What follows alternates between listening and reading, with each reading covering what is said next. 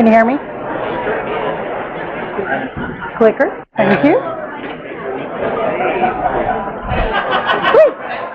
It's working. Hey everybody, we hope you enjoyed a wonderful New Orleans lunch. We do have Andrea Ames up next, and she is going to be talking about developing your organizational power and influence. She's a content experience strategist at IBM. Over to Andrea.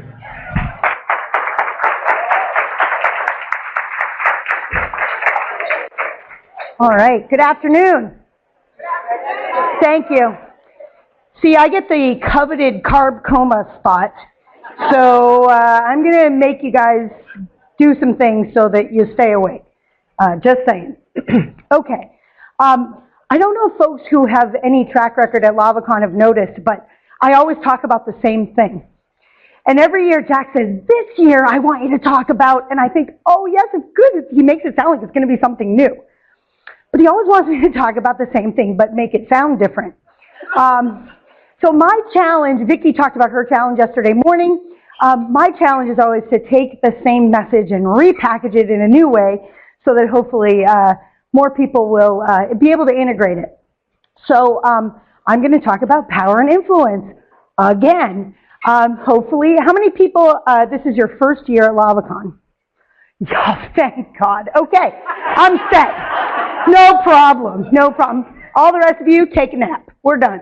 And because there are only a few of you, so it's all good. How many people were at Vicki's keynote yesterday morning? Excellent. And you know, she talked about relationships. And she talked about relationships and how important they are to your career. And I'm also going to talk about relationships. I've known Vicki for a very long time, and since she slapped my picture up there, I felt the need to reciprocate, even though she's not here. So someone please tweet that for me, so that she'll know that her picture ended up on the big screen again. I've known Vicki for a very long time, and I will tell you that for Vicki, relationships are kind of in her DNA. She's a relationship person. And I'll just tell you, I'm not a relationship person from my DNA. And I would say most of us are not, right? So Vicki is really the end game. We're all striving to be Vicki. I am mini Vicki. I want to be mini Vicki too. But we're not, I wouldn't say that's the next step. Unless you have some innate talent around creating and nurturing great relationships and getting a lot out of them, I would say I have a little path with some intermediate steps. Good project manager, break the big task down into some smaller tasks that hopefully are a little more consumable for those of us who are not super Vicki. We're just mini Vicki, and hopefully to make the transition a little easier. So what I want you to do, everyone, is I want you to close your eyes. Okay, everyone close your eyes. Folks at home, close your eyes. No cheating. I can see you. I know you don't think I can, but I can. Okay, so just close your eyes and don't move. I want you to feel your body, not with your hands. Okay?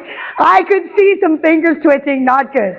I want you to experience your posture and how you feel. Okay? So I'm seeing some people with their heads bowed. I'm seeing some people with their arms crossed, looking kind of cranky. Let me ask you, with your eyes closed, how many of you feel powerful? Raise your hand if you feel powerful. Keep your eyes closed. The cranky one feels powerful. Okay. All right, so a few people feel powerful. I'm going to tell you, you can open your eyes now, I'm going to tell you that getting to Super Vicki starts with you. And it starts with a process that we're going to follow from the inside out. And the beginning of that process is about putting on your own oxygen mask before you start helping others, right? You need to be good for you. You need to be good in the pure sense before you can really have relationships that are good. So I'm not going to, this is not therapy. I'm not going to try to psychoanalyze you or anything else, but we are going to talk about who you are inside from a professional perspective. And then I'm going to talk a little bit about your personal behaviors. These are the things that tend to form the perceptions other people have about you. Okay, the way you act, the interface to Mini Vicky. And finally, then we'll talk about your relationships, right? The Super Vicky step. We're not going to try to get there right away. So let's talk about who you are inside. Several people raised their hand and said they felt powerful. I'd say it was a small percentage of the people in the room, probably 1 or 2%. Not a large number. Well, I've always felt some weird power thing, so I guess I'm Super Andrea from a power perspective. And in fact, if you watched my my keynote a couple of years ago, Jack brought me a cape, so he gave me one this year as well. Had to bring out the cape. So I'll do this part in the cape without covering up the microphone. So now I'm Super Andrea. My superpower is power. And I'll tell you who helped me get here. So I'm going to talk about 4 mentors of mine who don't even know me. And the first one is Amy Cuddy. And Amy Cuddy says, fake it till you become it. And that sounds very disingenuous and manipulative, but I'm telling you it isn't. And we're going to talk a little bit later about John Maxwell, who talks about attitude, and it's a very similar idea. And the idea is you can convince yourself that you are potentially different than you are, because you do not want to be this. So all of you who are hunched over, or any of you who did not raise your hand and say you felt powerful, if you do not look powerful, if you are not perceived as powerful, you may say, well, who cares about being powerful? Well, you will not be influential. Okay, there's a direct relationship there. So you want to go from this to this. You want to be powerful. You want to be perceived as powerful, because then you will be influential. So what we're going to do is Amy Cuddy's power pose. And for those of you who were here 2 years ago, you've done it before, so you're going to help everyone stand up. I'm going to add a little twist to it this year, because, you know, Jack tells me, do the same thing, make it different, make it better, improve it, power and influence 5.2. Okay, so the first thing I want everyone to do is I want you to put one hand on your belly, right on your belly button, and one hand, so your fingertips are basically resting on your collarbone. And what you're going to do is push your hands apart so that you're lengthening your front. Now I want you to take the hand on your collarbone, I want you to put it on your lower back, and I want you to straighten. You're kind of pushing your butt down a little bit, just straighten. Then I want you to take both hands. I thought I hit the clicker. Both hands on your fronts of your hips, and I want you to look down and then push your hips back so you can see your toes, and then tip your head back up. You're going to feel like you're falling forward. Everybody feel a little bit like you're falling forward? You're perfectly aligned. And what you're trying to achieve is perfect balance across your feet. So do you feel like your weight's pretty well distributed on your feet, like from the balls of your feet to your heel? You're not leaning back, you're not really leaning forward? Okay. Now what you're going to do is the power pose. Now lift your arms up like this. And I think it requires a scream. I'm not going to scream because it will blow the ears off the virtual people, but lift your arms up and go really loud. Okay, awesome. And hopefully the virtual people caught that. So when you are preparing to do a presentation in front of 500 of Jack's closest friends, you might want to go into the ladies' room and scare the crap out of them by standing in front of the mirror like this, right? You might want to prepare yourself physically. Now tell me, raise your hand before you sit down, who feels powerful? A lot more people. It takes it, and even some more screaming. You can sit down now. You can sit down now. What happens is, there's actually a neurological process, and if you go out and you view Amy's TED Talk, you'll see there's a neurological process that happens when you physically imitate what you want to be. And it feeds the neurological chemicals in your brain that make you feel powerful, and when you feel powerful, you tend to stand up straighter, you tend to take up more space, you look more powerful, people perceive you as more powerful, they treat you as if you're more powerful. That feeds the whole cycle. So remember, you've got a cycle going there. It can be a good one or a bad one. Right? It can be toward power or away from power. So that's step one. You need to feel what you want to be. Fake it till you become it. Not till you make it, but till you become it. And I highly recommend Amy to become all your mentors as well, at least through her TED Talk. So now let's talk a little bit about your personal behaviors.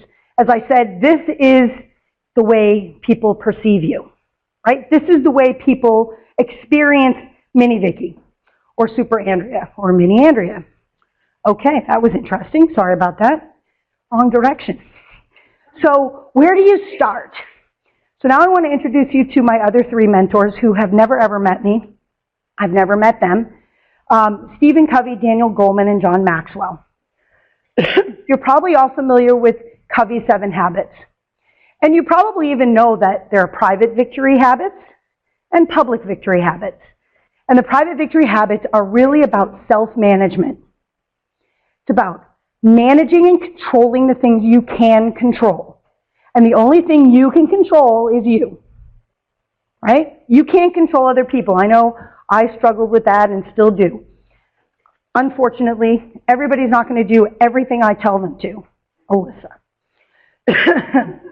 And they're not going to do everything you tell them to either, even though I think they should probably listen to you.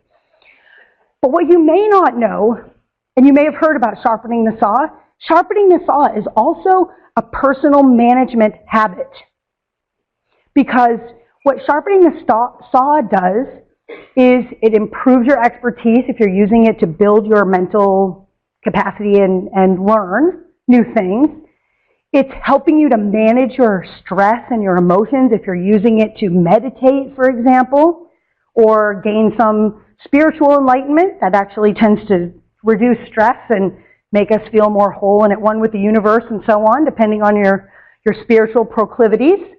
And so sharpening the saw is really important. And in fact, I invite you to come to my 4:15 talk, which is a Zen Tangle workshop, and you'll do a little saw sharpening. Saw sharpening. There we go. For the folks who are not familiar with Dan Goleman, he is the emotional intelligence guy. And what I find interesting about Dan Goleman's stuff, like Stephen Covey's, is that it covers both sides of the coin. There's the personal stuff. So first we have to recognize our own emotions. And then we have to manage those emotions, right? We can't just go out all crazy. I'm going to tell you a story about people who go out all crazy and what happens. It's not pretty. And finally, John Maxwell. So John Maxwell has a couple of books I highly recommend. One's called Attitude 101, and it's really about you, again, internally, your attitude. And the other book is called 360-Degree Leadership. And it's about how to be a leader when you don't have positional authority. So positional authority is I'm a manager, or I'm an executive with a bunch of people reporting to me, and all my minions have to do what I say because I'm their boss and I can fire them and so on. That's positional authority. So I have no positional authority at IBM. But I do, I hope, have a little bit of influence with my community of people, which is a couple thousand. And we're trying to expand that.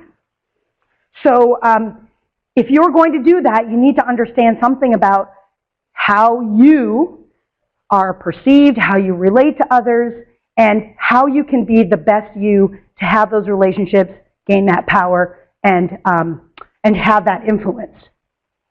The thing I love about John Maxwell, I love everything about John Maxwell, but I love this point he makes from 360-Degree Leadership, which is lead yourself exceptionally well. Lead yourself exceptionally well. That means you have to be the best leader you can be for you first. That's your first responsibility, frankly. If you're going to lead other people, you have a responsibility to do that.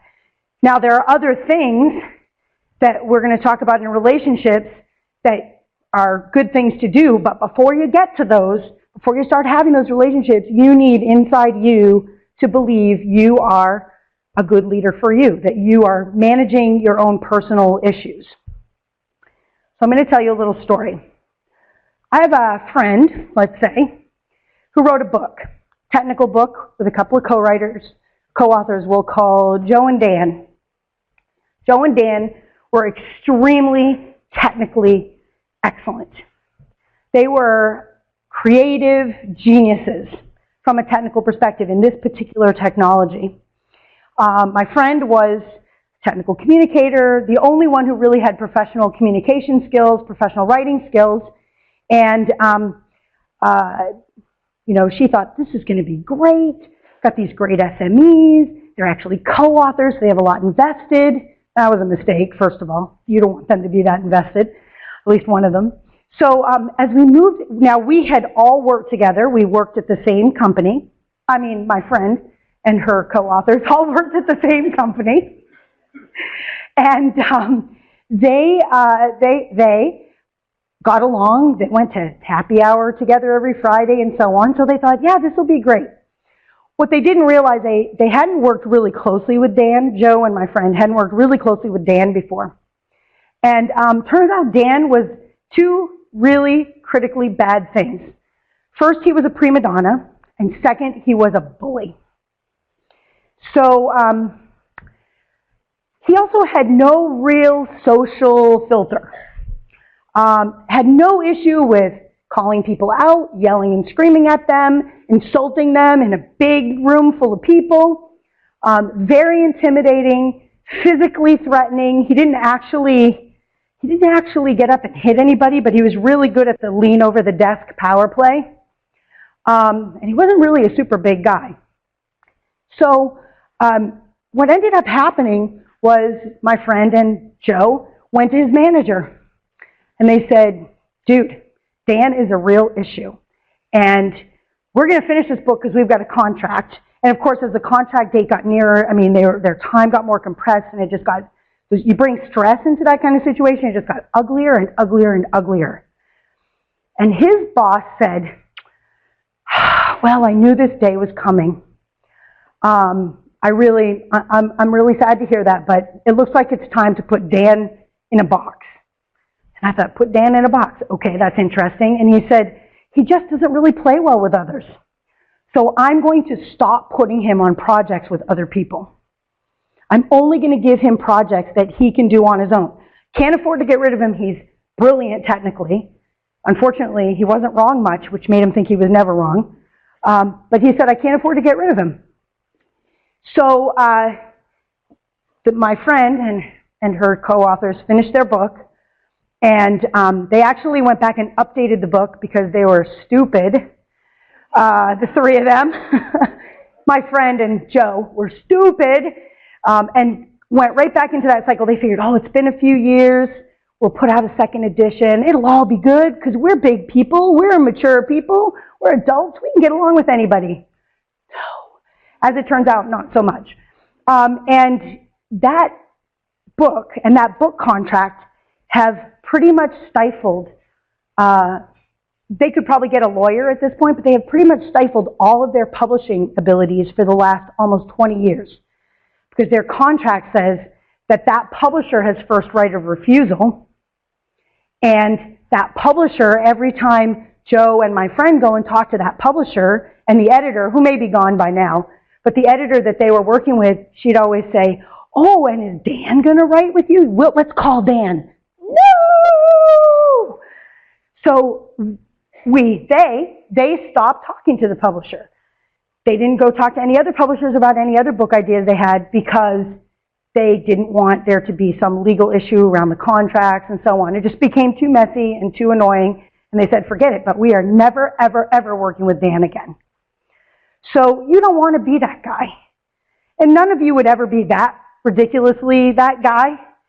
But we all have a little hint of that guy, especially when we're under stress, when we're not keeping our own emotions managed, we're not keeping our own behavior managed.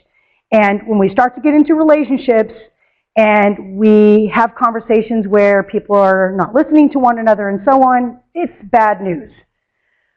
So manage yourself, don't be a Dan, and then think about your interpersonal relationships. What are they like? And how do you continue on this journey to become Super Vicky? Again, I'm going to go back to my 3 awesome mentors, Stephen Covey, Dan Goleman, and John Maxwell. You remember Covey's 7 Habits? Well, the public victories are very interesting, and I want to remind the folks who are here for Joe Gallner's keynote this morning. He talked about winning over his sergeant by putting his team, or his troop, his battalion, I forget what the actual unit name was, he put them before himself.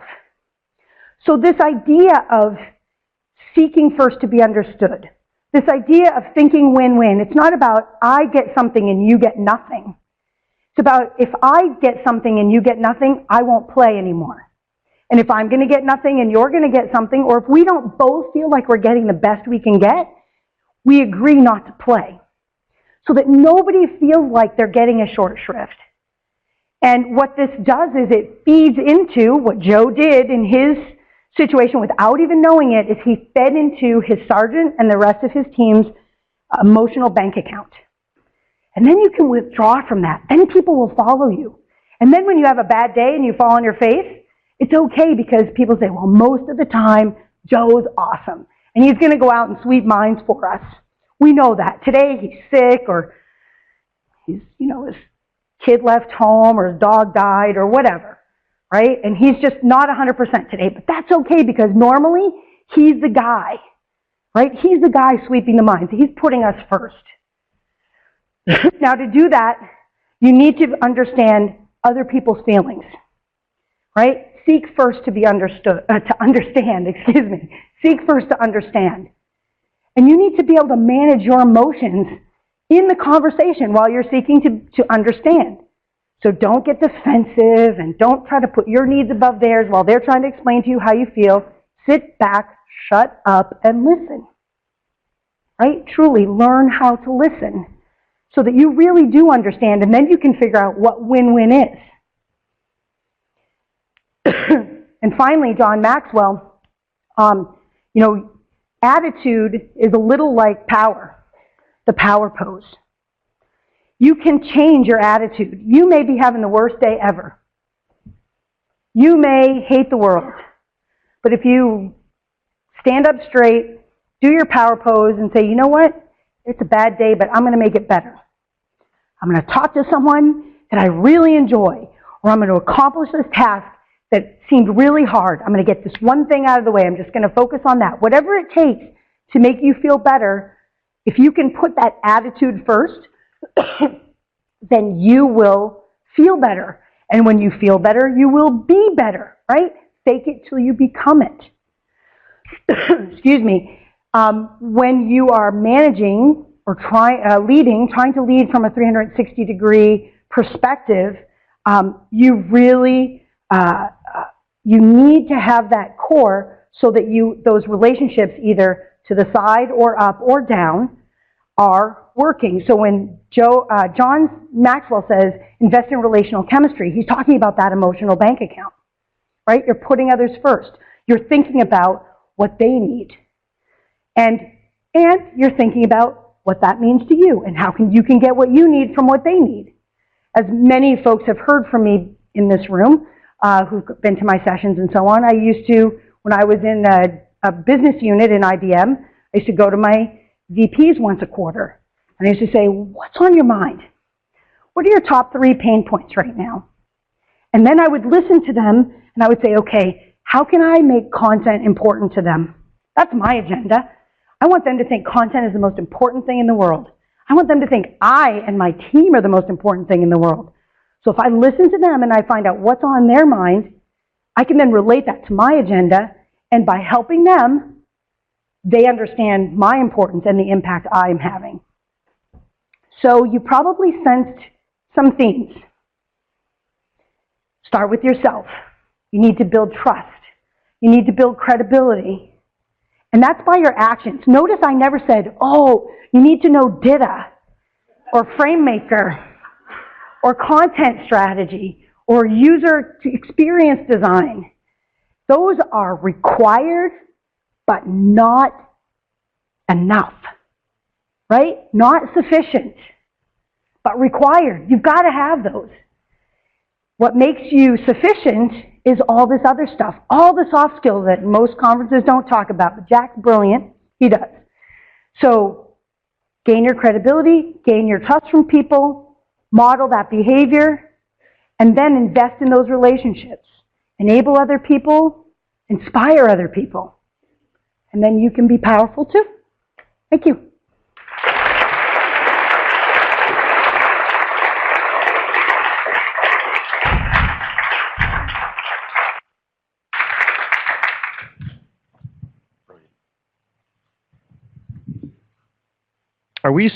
Am I on? Okay. Are we seeing a trend here in one of my visions for you? It's one thing to learn technology. We're all really good at learning technology. But to really get advanced in your career, you need those soft skills. You need to be able to speak CEO. You need to be able to build a business case for the resources you want or need or should have. And coming from that position of power, holding your ground when someone tries to take resources from you when you want more resources, you have to be able to communicate and justify that. And Tom Aldous is going to show us how to do that. Tom. Thank you, Jack. Is this mic on? Yes. Yeah, let's just move it a little closer. You saw how Andrea gave you that power pose? What she didn't give me was the clicker, so... All right, fantastic. That helps a lot. I appreciate it. So if we could get the slides going. Just a second. So is everybody having a good time? Did you learn a lot? Jack's amazing. This is my absolute favorite conference every year. You know, Jack, he brings in a higher level attendee, people that are actually thinking more broadly and have the power to make a difference in their organization. So that alone makes it exciting. But then he makes it fun and interactive. So, you know, really got to take my hat off for Jack, and I do appreciate it. We'll have my slides soon. But until that point, what I'd like to do, and it's so often that my wife, who's been my support for quite a long time over my career, which spans 3 decades, she's been a real quiet, supportive person in the background. And since I have the time, I would like to have her stand up. If you've never met my wife, Wah, if you could stand up. There she is.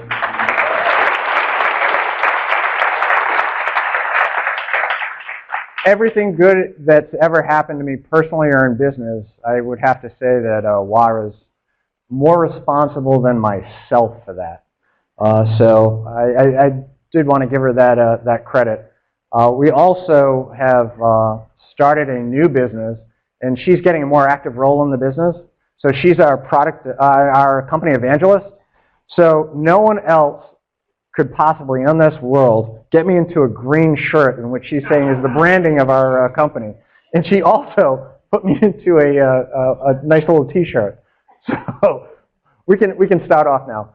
So thank you, I appreciate everything that you've done. But what we're going to talk about is the art of presenting to upper management. And really, it's about the psychology of presenting to upper management. I've had the opportunity over my career to really start from the absolute bottom and work my way up into the executive offices of several companies. So I've got to experience all levels, from pitching executives to having individuals pitch me and try to get me to spend my budget. So right now, we have a company called The Content Era. I'm the founder of that. Wah is my business partner. We have a great team, and we're growing that team. Well, that's fantastic. But what did I do before that? I was Senior Vice President of Global Operations for Acrolinks. And I'm not sure if you've ever heard of Acrolinks, but that's a really great German